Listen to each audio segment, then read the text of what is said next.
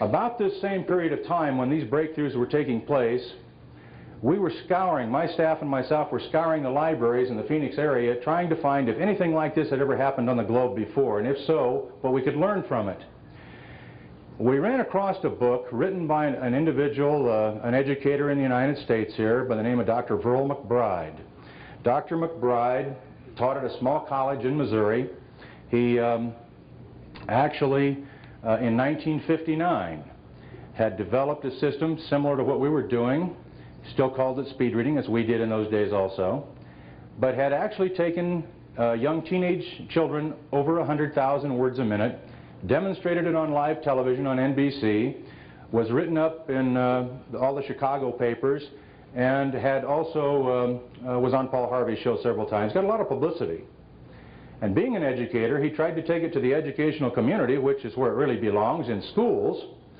And of course it was way before its time, and he was literally chastised in every way you could imagine, and finally left alone the educational community as far as trying to get this incorporated. But he did write a book, and it was called, I think, a beautiful title, Damn the School System, Full Speed Ahead.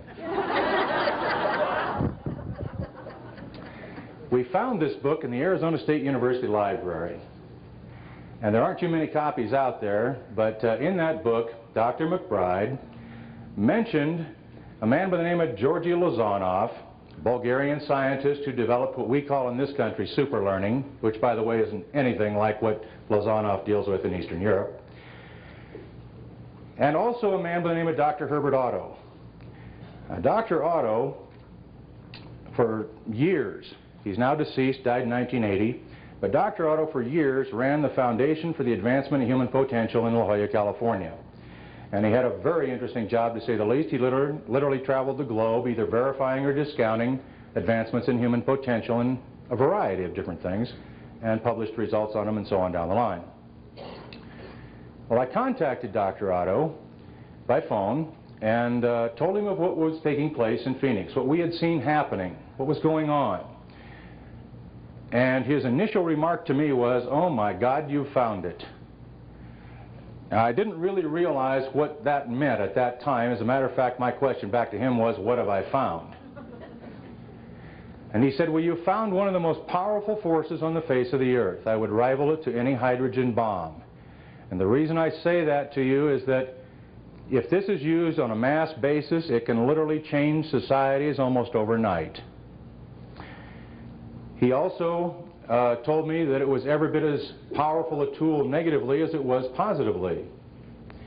And he wanted to know a little bit more about me, the person that had been entrusted with this particular breakthrough, and my background and so on. And after, one of the first questions he asked me was, "Are you a psychologist?" And I said, "No," and his answer to that was, "Thank God."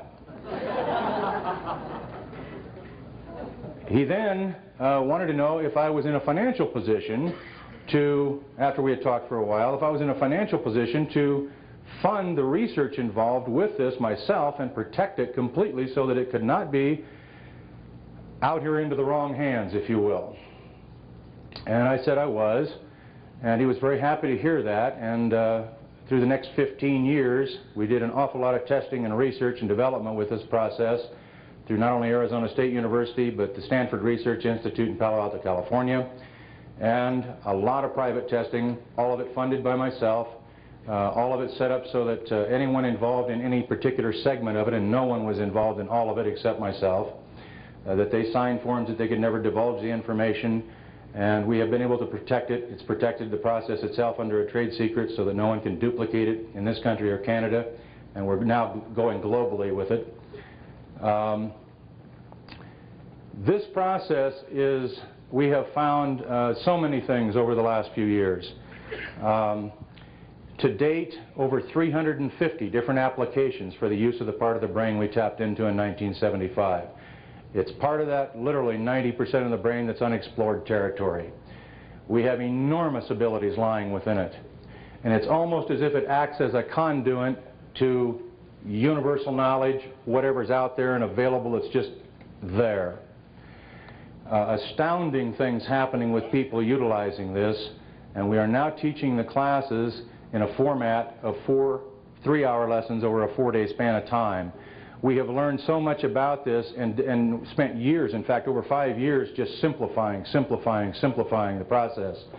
And what used to take 10 weeks to do, now we get about 10 times more done in 4 3-hour sessions in 4 days.